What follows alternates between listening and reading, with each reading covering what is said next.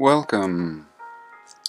So today I wanted to explore some giant, massive trees. One in particular that is about 150 miles wide. Now, first of all, before we really begin, we need to agree on one common fact that's accepted even by science. What is the world's largest organism? And that would be the aspen tree, or some people call them quakies. But the aspen appears to be a bunch of single individual trees. You think you're looking at a forest of aspens, but what you don't realize at a first glance is that this is one organism. Everything is growing from one root system. And really you can tell in the fall when everything begins to turn different colors, and you'll see that organism will turn at the same time, and some of them are just miles and miles across, and they act in a unison. So what I have found in my little neck of the woods is that these mountains, to me, the idea of plate tectonics and the pushing of plates, well, that's what they say about the Rockies, that this plate pushed the Rockies up. But if that were the case, it would be like pushing a napkin from one direction. I mean, it would be uniform. It would be like waves in one direction. But that's not at all what we see here in the Rockies. I mean, it's very, very sporadic. And if there was pushing, well, then it came from all different directions. It certainly didn't come from one direction or two plates smashing against each other. So let's actually start out with this range right here. Now this is in northern Utah. This is called the Uintas. And the Uintas, they say, is an anomaly because it runs east and west. So, if the plate theory was correct, then this doesn't make sense. What was pushing on this mountain from both directions? But really, when we look at the pressure and the pattern that's been distributed, we don't see the pushing idea. The pushing theory doesn't make sense here because we have all kinds of ripples and so anyway, I'll jump right to it. I believe that this is like a quaky tree, where this would have been an organism that grew as one, that may have originated here in the center, where we have the highest mountain. I believe it's King's Peak.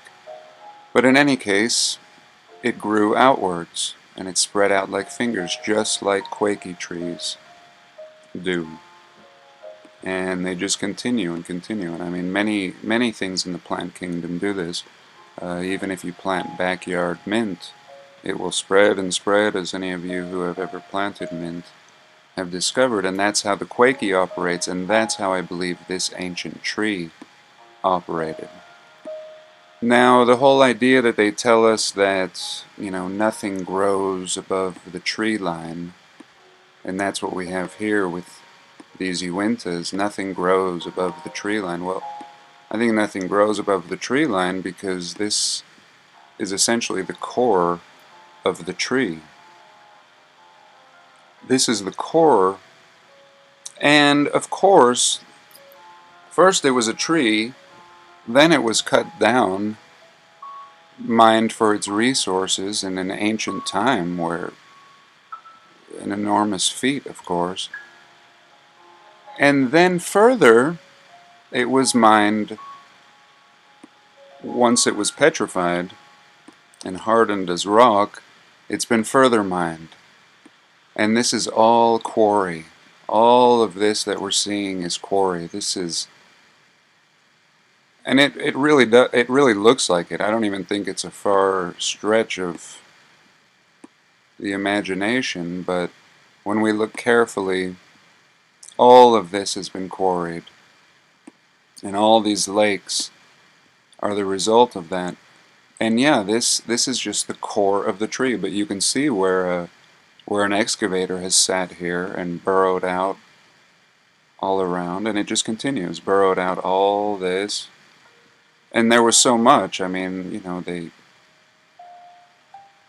had more than they needed, obviously, because we still see a lot. But maybe the resources on the top part of the core were better. And but yeah, this is, in my personal opinion, an ancient tree, and this is about 150 miles across, pretty much Park City here, which is by Salt Lake, all the way into Colorado. Now, just to give a little example, let's look at some other ones around here. Could it have some other massive tree friends? So let's jump over here to Colorado, deep in the Rockies, and again we see a similar pattern. If the plates were pushing from either the west or the east, again we would have that ripple effect, but not a round ripple like a straight kind of a wave effect. But that's not at all what we see here. This resembles growth. And again, in Colorado we have the young Quakeys all over, pines of course too, but you know, regular aspen trees are all over the place. So this is like the mother of aspens. I mean, these were the ancient aspens. And you see they're all connected. And of course, they've all been strip mined and quarried, and you can see the massive scale of quarrying. And we can jump up here, just above the Uintas here in Wyoming. We see another similar. This would have been one organism here.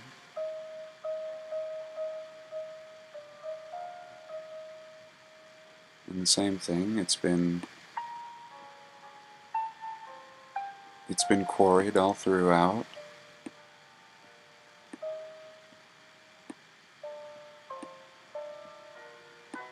And of course, the core of the tree is going to be the hardest, and very little vegetation will grow on the core of the tree, as we would see.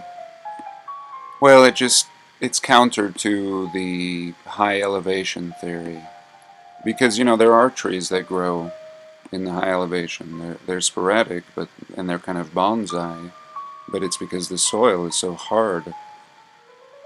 There's really no soil. At least down below, rocks and vegetation break off, and it begins to make for better soil, and vegetation can grow. And we see this similar pattern. But again, if we really come up here, higher up, we get an idea again of the different organisms. You know, these were acting in unison. And of course they've all been cut down and strip mined, and from what we see, or what we've been told, it's easy why we would believe their story until we look carefully. And this doesn't seem to be the result of volcanic activity, nor of plates pushing in one direction. No, this seems as if there is a center point and everything is growing outwards.